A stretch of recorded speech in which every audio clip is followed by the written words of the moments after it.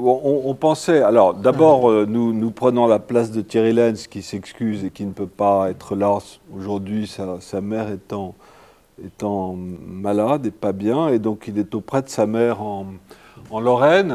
Il est lorrain, Thierry, et il regrette infiniment de ne pas pouvoir donner la conférence qu'il devait donner. Et donc, un peu au pied levé, on s'est dit qu'on allait peut-être discuter avec l'ambassadeur Mendelssohn de la politique étrangère, non pas de Talleyrand, mais de Napoléon.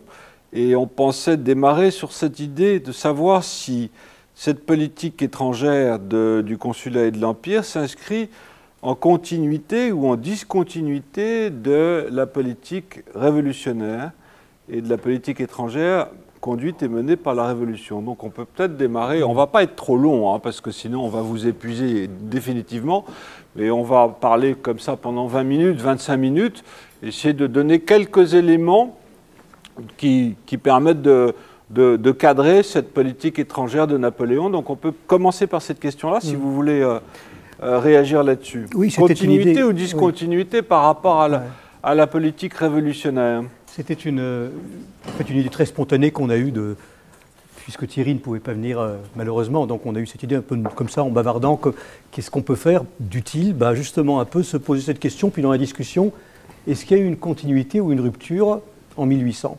Bon, d'abord, si on laisse la question sur 1800, la réponse est probablement, on a dit que ce ne serait pas un affrontement, mais d'abord, je ne suis pas historien de formation, je suis un simple amateur, et encore plus libre de mes paroles comme diplomate, mais vraiment, tout ce que je dis, évidemment, n'engage absolument que moi, je le précise toujours un peu avant.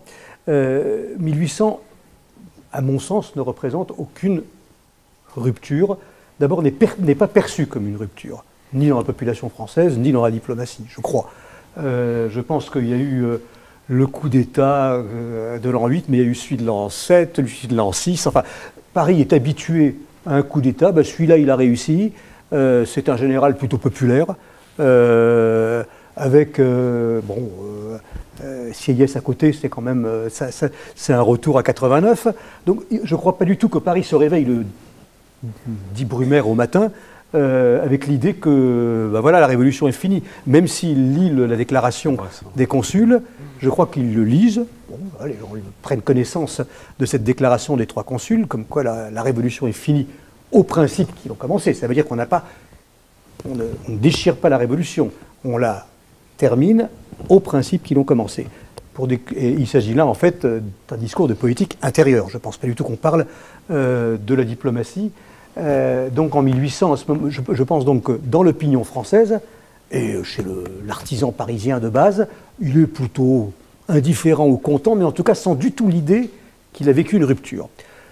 Qu'est-ce que, lorsque la nouvelle arrivera dans les cours européennes, qu'est-ce qui est perçu à ce moment-là? Sur 1800, j'entends bien, je ne parle pas sur le long terme, je parle de 1800. D'abord, le personnage qui nous lit ici, Talleyrand, de part et d'autre de 1800, montre bien qu'il y a une continuité et qu'il n'y a pas une rupture, ne serait-ce que ce fait-là. Et puis surtout, effectivement, on pourrait dire, mais là, ça serait très réducteur, mais on peut le dire quand même, et je pense que ça fait partie dans les polémiques des éléments vrais, mais polémiques, c'est-à-dire discutables, que de 92 à 1815, c'est grosso modo la guerre des mêmes contre les mêmes, c'est-à-dire la guerre des monarchies européennes contre la subversion française. Ce que Victor Hugo écrit très bien d'ailleurs dans sa description sur Waterloo dans Les Misérables, quand il parle « Faut-il trouver bon Waterloo ?» Voilà. Donc, sur ce plan-là, il n'y a pas de rupture. 1800 n'est pas une rupture. En revanche, quand on parle du long terme, d'abord, il faudrait se mettre d'accord sur quelle politique de la partie d'avant 1800 de la République elle-même, elle se termine, on ne sait même pas quand d'ailleurs, puisqu'en 1804, comme vous le savez, elle ne se termine pas. Le gouvernement de la République est confié à un empereur. C'est le Senatus Consulte et le plébiscite, mais ça n'est pas la fin de la République. Donc on ne sait même pas jusqu'où ça va. Donc, alors parlons simplement, sans qualifier les régimes, de la France, qu'elle soit du roi ou de la République entre 1792 et 1800, et de la France de 1800 à 1814-1815 étant un cas un peu particulier. Là, il faudrait d'abord, pour voir s'il y a des ruptures et continuités, se mettre d'accord. Est-ce qu'il y a une unité entre 1792 et 1800 ? C'est, à mon avis, discutable, mais ça, je ne sais pas ce qu'Emmanuel de Varesquel en pense. Et bien évidemment, si on trouvera une dominante, je crois qu'il y en a une néanmoins, il y a eu, alors là, pour le coup, une diplomatie pleine de distorsions sous Napoléon. Voilà un peu comment moi je vois les choses. Je ne sais pas si c'est clair, mais je précise simplement que, pour bien montrer qu'il y a une difficulté dans la définition de la politique étrangère de la Révolution, pour l'appeler en termes clairs, prenons simplement le fameux discours de Robespierre aux Jacobins,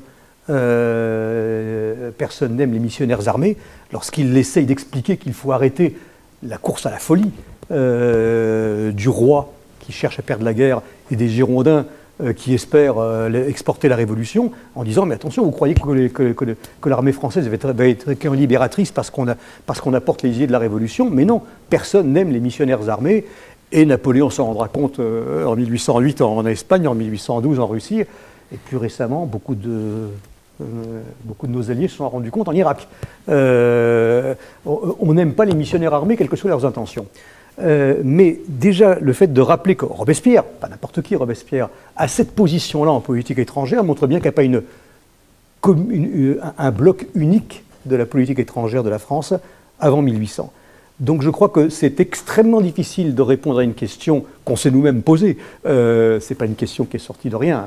Il y a rupture et continuité à partir de 1800. En 1800, certainement pas. Sur les 25 ans, 20 ans, entre 92 et 22 ans, entre 92 et 1814, probablement ça demanderait un effort de définition. On devinerait sans doute quelque chose de cohérent, relativement cohérent dans la première partie de la Révolution française, donc avant 1800, et certainement des distorsions napoléoniennes. Voilà comme ça comment je vois les choses, et je ne sais pas du tout comment Emmanuel de Varesquel réagirait à ça. Oui, c'est intéressant. Je pense qu'il y a entre la Révolution et le Consulat et l'Empire, il y a une continuité dans ce qu'on pourrait appeler le trompe-l'œil des buts de guerre. C'est-à-dire qu'en apparence, et sous la Révolution, et sous le Consulat, qui est une période plutôt de paix d'ailleurs, et à nouveau sous l'Empire, les buts déclarés, les buts proclamés de la guerre sont des buts idéologiques. Au fond, c'est le droit des peuples à disposer d'eux-mêmes, et ça commence très tôt. Ça commence dès 1791, lorsque la monarchie constitutionnelle met la main sur le comtat venessin, qui appartient au pape, et lorsque se pose la question de l'appartenance bientôt à la République en 1792, des petites principautés, des inclusions impériales en Alsace et en Lorraine. Donc il y a cette question, on fait jouer cette question du droit des peuples via les plébiscites, pour certains cas, à disposer d'eux-mêmes pour intégrer et arrondir les frontières et le territoire de la République.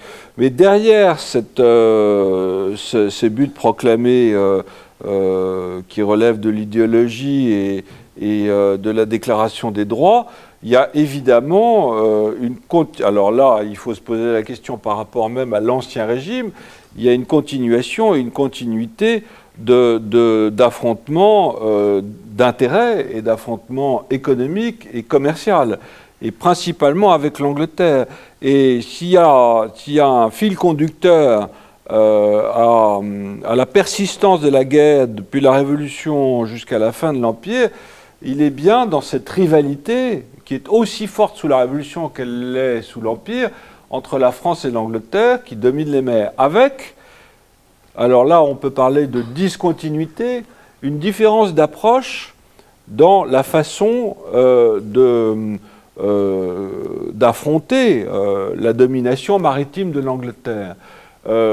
Sous la Révolution, on recule plutôt par rapport aux Anglais, c'est-à-dire qu'on abandonne en fait le patrimoine colonial de la France, en particulier via les révoltes noires de Saint-Domingue, de la Martinique et de la Guadeloupe.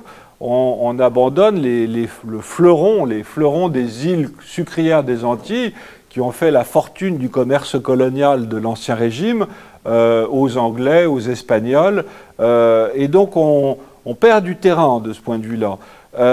Sous le Consulat, il y a une tentative de reprise en main ou de rééquilibrage de l'influence face à l'influence maritime anglaise, de l'influence maritime française. Il y a certainement un projet et une ambition caraïbe de Bonaparte.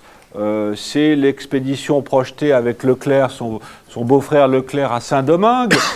C'est la mainmise sur la Guyane et surtout sur la Nouvelle-Orléans, qui va finalement être abandonnée et cédée aux Espagnols. Mais il y a certainement une ambition qui est une ambition traditionnelle par rapport à ces ambitions maritimes d'Ancien Régime. Et puis il y a une ambition nouvelle qui, elle aussi, s'inscrit en concurrence avec l'influence et la puissance maritime de l'Angleterre. C'est une ambition méditerranéenne qui n'apparaît absolument pas sous la Révolution et qui se manifeste par ce qu'on a appelé la campagne d'Égypte en 1798 et qui finira, et là Talleyrand a exercé certainement une influence importante et déterminante, qui se termine tout de même par la prise d'Alger en 1830. Et s'il est une continuité de la politique extérieure de la France, de la politique maritime, c'est de damer le pion aux Anglais en Méditerranée, de faire en sorte que la Méditerranée avec Malte ne soit plus une Mare Nostrum Britannica, et que ça devienne, par le simple fait de la façade méditerranéenne du sud du pays, que ça devienne une mer française. Et ça, c'est une vraie continuité.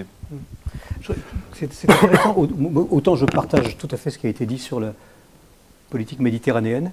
Alors là, qui est une nouveauté, je ne dirais pas une nouveauté complète, puisqu'effectivement, il y a la campagne, je ne parle même pas de l'expédition d'Irlande, mais la campagne de l'armée des Indes, enfin l'armée d'Égypte, cette manière d'attaquer l'Angleterre par ses extérieurs, c'est antérieur à 1800, et pour cause. Mais, alors là, pour le coup, c'est vraiment, c'est la dernière partie c'est le directoire, c'est la dernière partie de la Révolution. On trouverait difficilement une trace, je crois, d'une vraie politique méditerranéenne. Il y a des idées, puisqu'on trouve dans la correspondance de Robespierre beaucoup de pensées sur les relations avec l'Empire ottoman, avec la Perse. Non, c'est une politique qui est abandonnée sous la Révolution. Mais elle est en fait abandonnée. Elle reprend à la fin sous le directoire, et là, effectivement, elle se développe jusqu'en 1830. Enfin, là, je suis... et alors après, par la suite, sous Napoléon III, d'une manière encore plus spectaculaire, vu la politique algérienne de Napoléon III. Donc là il y aurait... 1800 ne représenterait pas du tout une rupture, mais la continuité de quelque chose qui était en fait relativement neuf dans l'histoire de la Révolution. Pas le cœur même de la Révolution, mais le directoire, grosso modo. Sur le deuxième point, j'ai plus d'interrogations. Je ne suis pas du tout spécialiste de cette période, mais je suis frappé par le fait qu'à Sainte-Hélène, Napoléon, alors à tout le monde, là, toutes les sources, on ne peut pas les mettre en cause. À Lascaz, y compris dans le Lascaz qui vient de sortir, celui qui est dans le Lascaz modèle réduit, à Oméara à plusieurs reprises, à Gourgaud à plusieurs reprises, Napoléon, il a une obsession qui est de dire la plus grande des bêtises que j'ai faites, c'est Saint-Domingue. Voilà. Ça revient comme une obsession, un remords. J'aurais dû faire de Toussaint un vice-roi comme j'ai fait d'Eugène le vice-roi en Italie. Il a un remords, pas un remords humanitaire par rapport à la question de l'esclavage. Il est ni pour ni contre. Il est moyennement raciste comme son époque. Je veux dire, je ne pense pas que Napoléon puisse être qualifié, je veux dire, maintenant qu'on a une espèce de tendance à braquer... à faire des anachronismes. À faire des anachronismes et à braquer les projecteurs sur le côté négatif des grandes choses. Je ne pense pas que Napoléon soit spécialement... non, il est... C'est certainement pas l'abbé Grégoire ou Condorcet, mais c'est pas non plus quelqu'un qui a une vision claire sur cette question. Il est complètement, je crois, pragmatique sur l'affaire d'esclavage.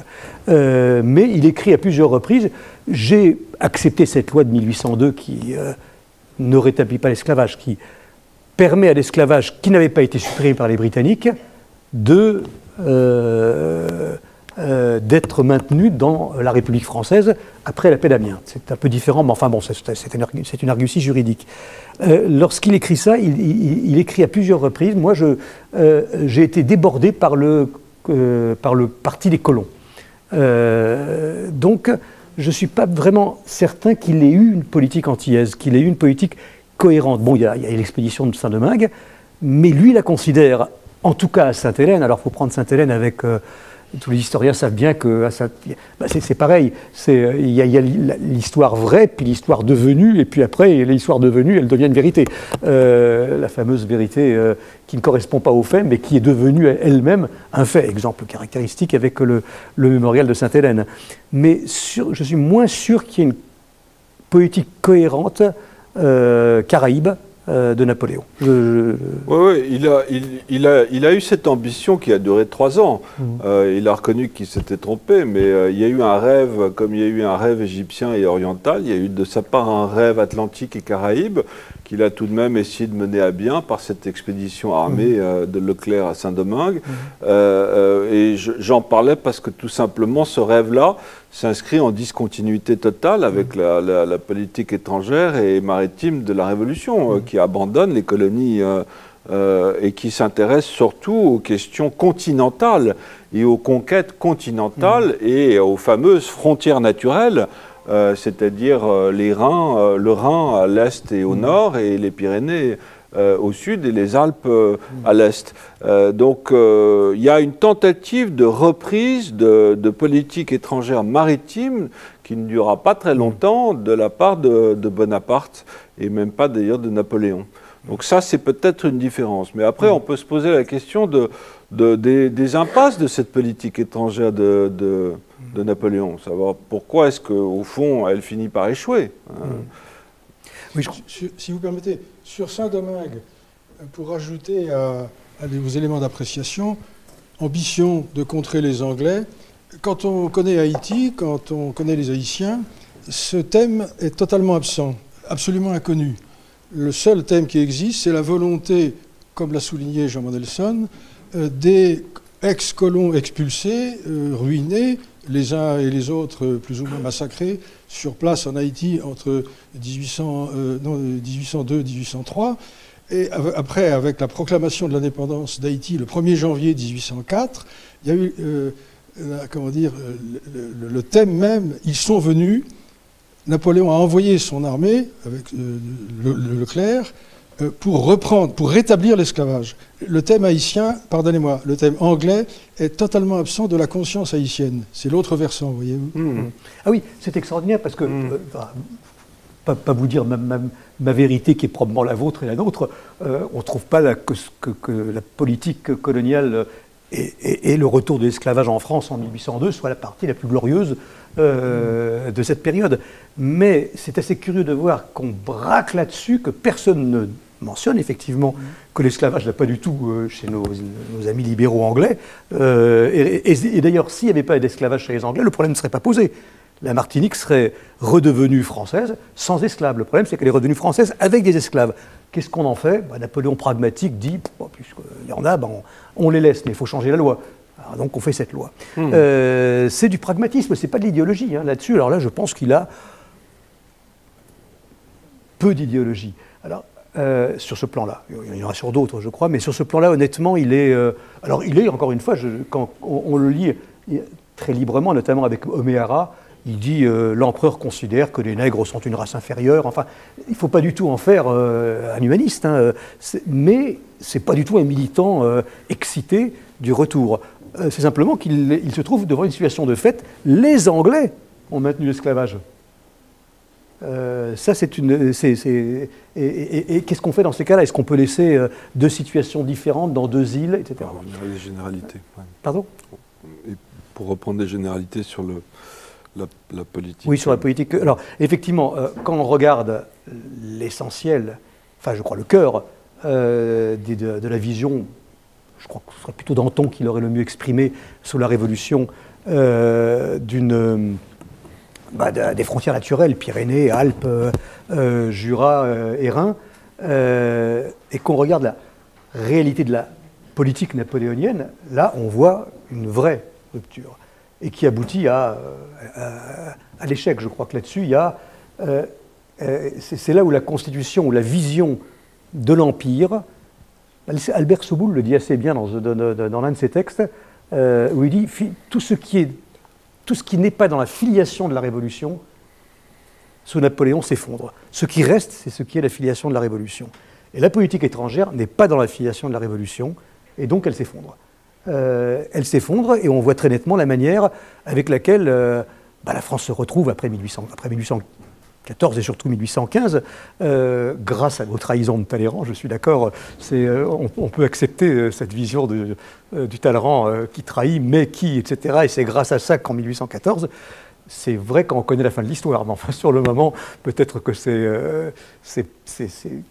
enfin, on peut s'en réjouir après coup, mais après coup.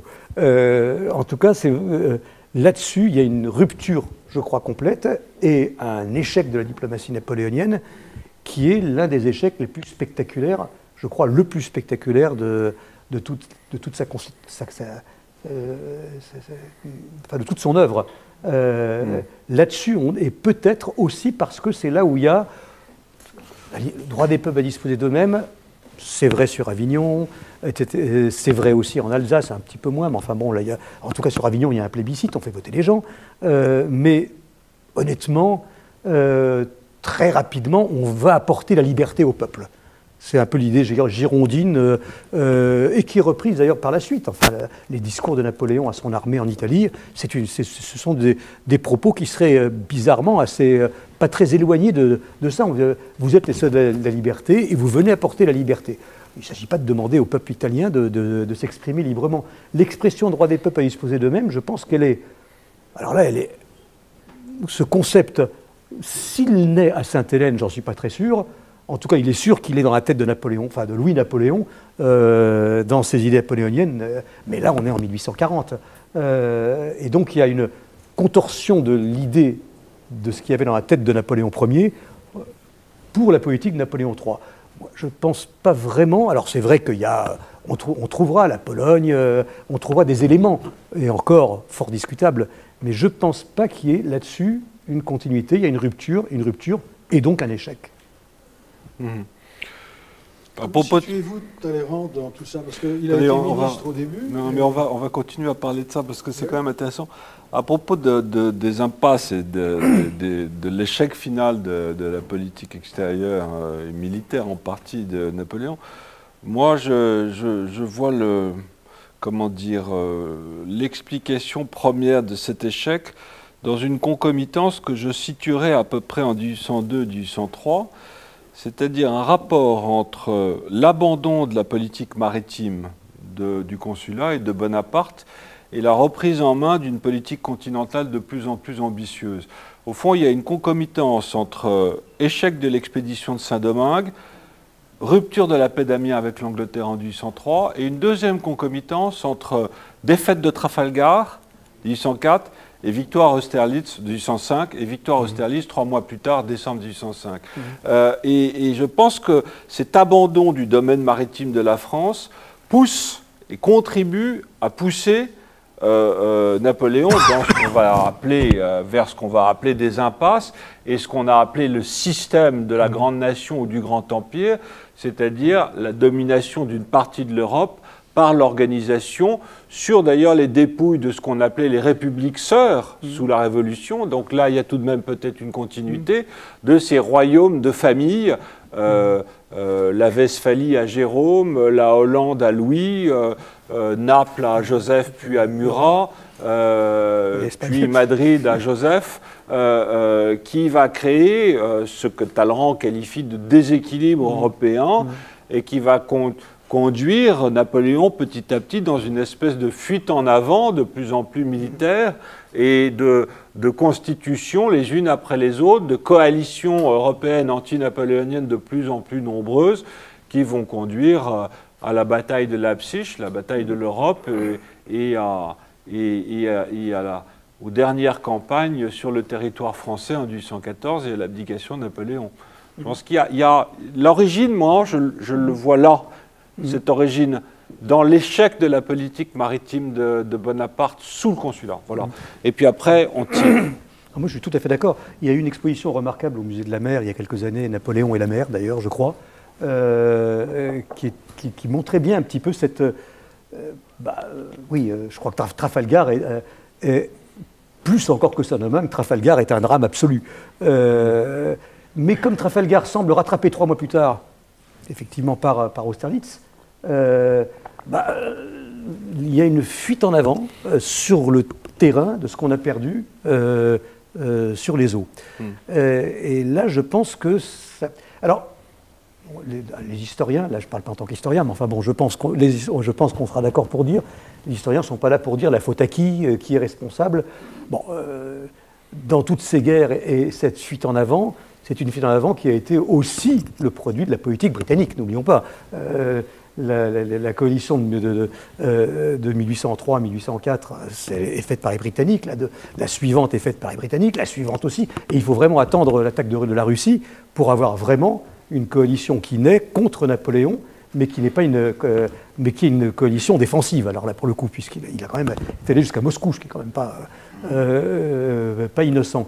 Mais les coalitions précédentes sont des coalitions offensives contre la France. Le fait qu'il lui prenne l'initiative et l'offensive, là, il est dans la continuité de la politique de la Révolution française. Absolument, la rivalité anglaise est le fil conducteur. C'est le fil conducteur, absolument. Depuis avant même la Révolution, qui traverse toute la Révolution, tout le consulat, tout l'Empire, et qui va d'ailleurs se poursuivre sous les monarchies constitutionnelles au XIXe siècle. Oui. Donc peut-être que les continuités l'emportent sur les discontinuités. Hein. Oui.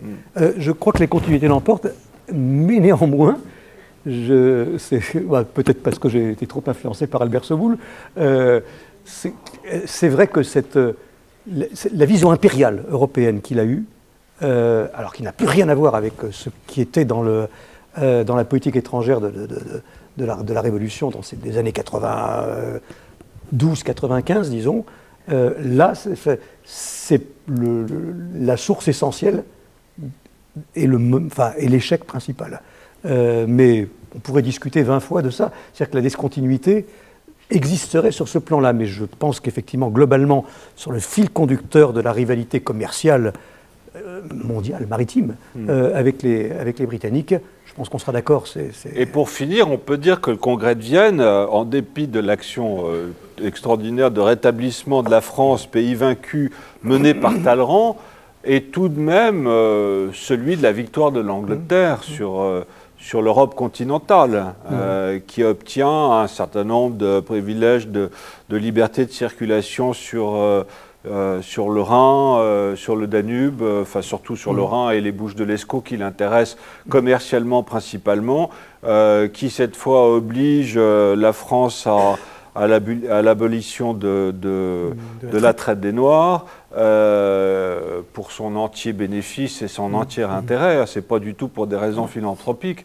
Là encore, il faut remettre un peu les pendules à l'heure, et qui obtient tout de même une réorganisation des pays les plus instables, comme l'Italie ou l'Allemagne, qui lui est très favorable à l'Angleterre, d'un point de vue commercial et économique.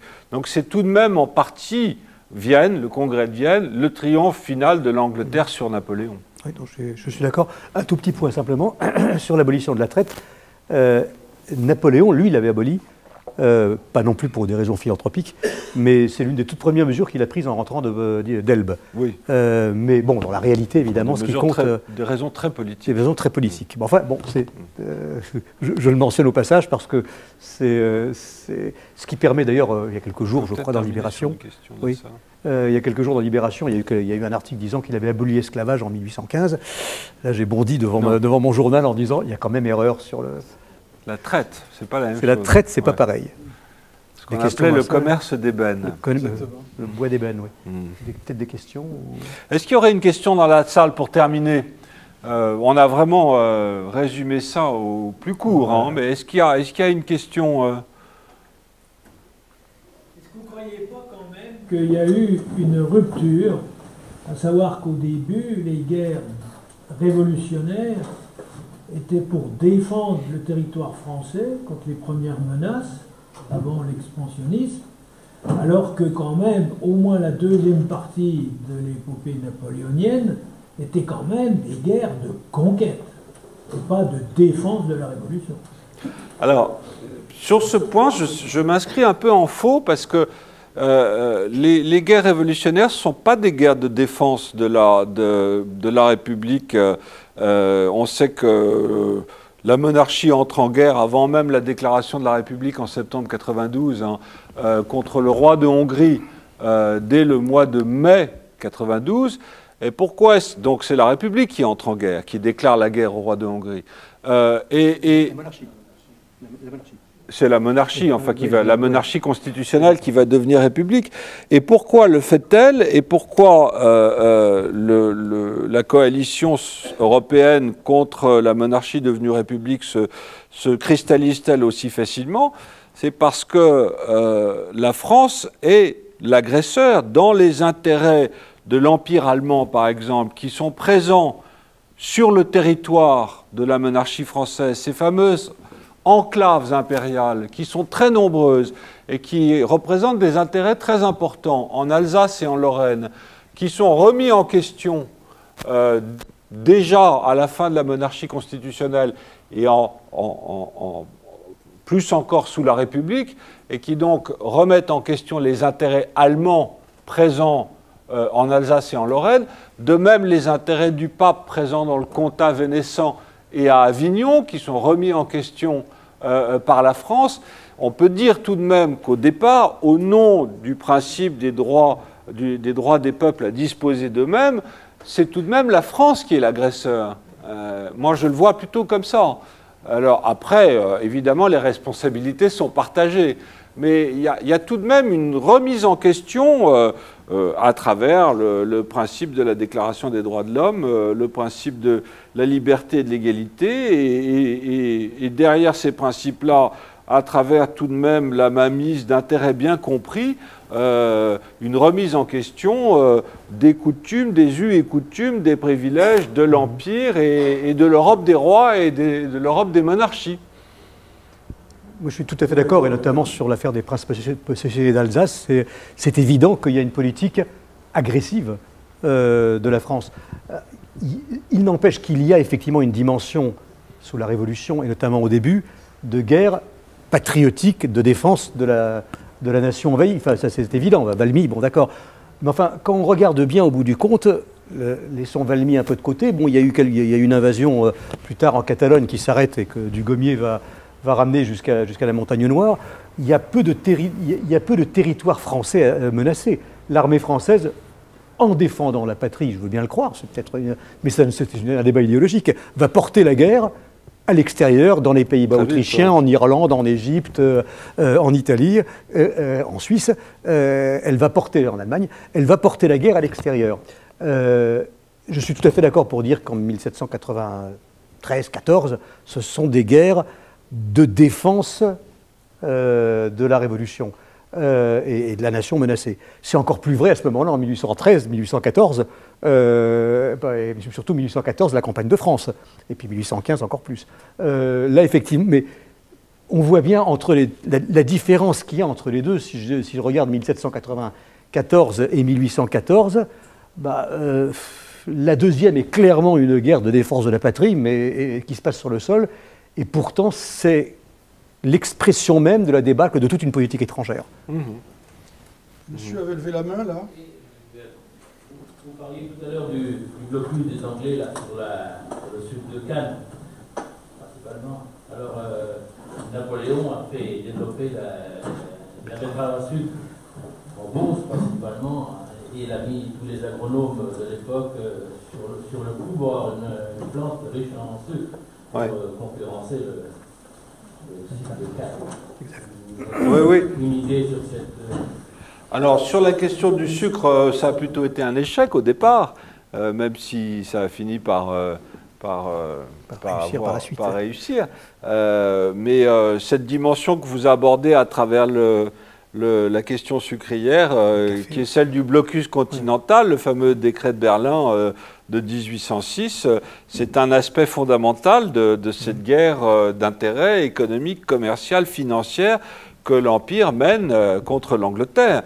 Et il est probable que, d'ailleurs, à un certain moment, au tournant de l'année 1810-1811, l'Angleterre était sur le point d'être asphyxiée, littéralement asphyxiée, et qu'il s'en est tenu d'un cheveu pour que cette guerre, cette politique dite de blocus continental ne réussisse. Peut-être même un cheveu russe. Un cheveu russe, oui, exactement.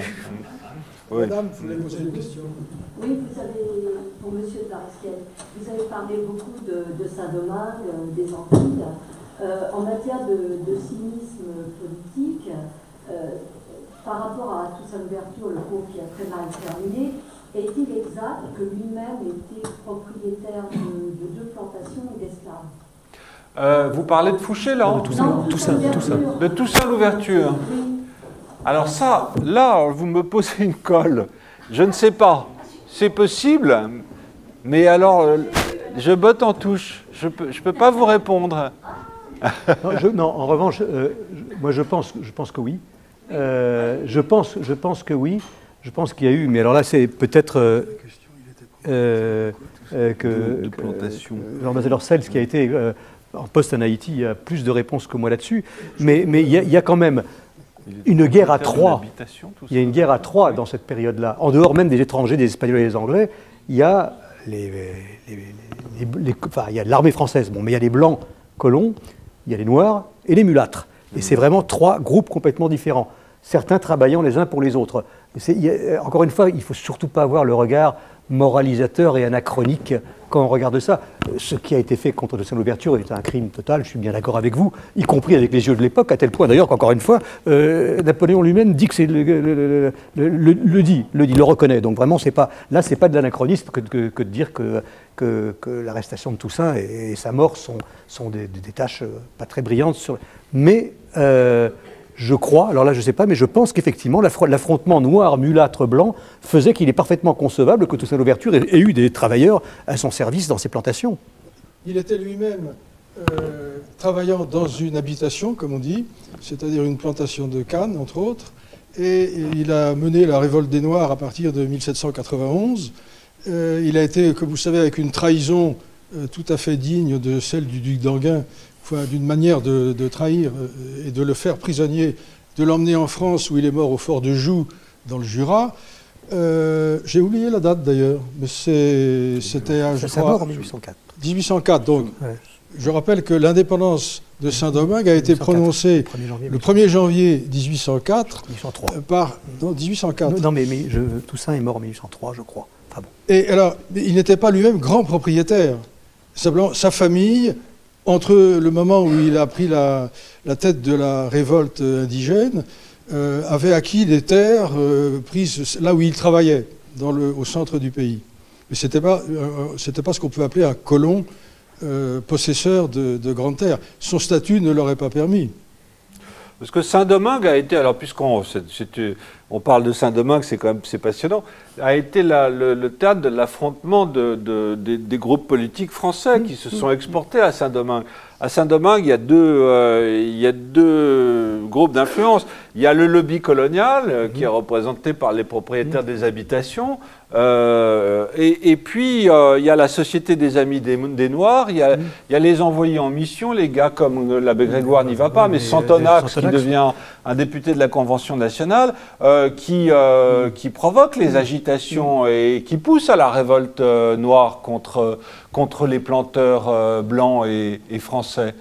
Donc, comme si la France avait exporté ses haines, ses conflits, ses divisions jusque dans ses colonies, et c'est ni la première ni la dernière fois qu'elle le fera. Elle le fera à nouveau en Afrique du Nord beaucoup plus tard, mais c'est la première occasion qui lui est donnée de montrer qu'elle est querelleuse, non seulement dans ses frontières, mais à l'extérieur aussi. Et qu'elle sait utiliser les tirailleurs sénégalais ou les harkis, voilà. Parce qu'il ne faut pas oublier que la libération des esclaves, c'est aussi des soldats noirs qui vont se battre dans l'armée française contre les Espagnols et les Anglais. C'est de la chair à canon au sens propre du terme, ce qui se fera par la suite. Oui, effectivement, c'est un laboratoire un peu triste que Saint-Domingue. Un petit mot sur la comparaison avec Enghien. La différence entre Enghien et Toussaint, c'est qu'à Sainte-Hélène, en tout cas, Napoléon revendique Enghien jusqu'au bout dans son testament, la trahison de Talleyrand, Lafayette, et je recommencerai Enghien, alors que Toussaint, il passe son temps à dire qu'il a fait un crime. Donc voilà, c'est quand même voilà, c'est une petite divergence. Très bien. Ben écoutez, on vous remercie beaucoup. Merci beaucoup. Merci.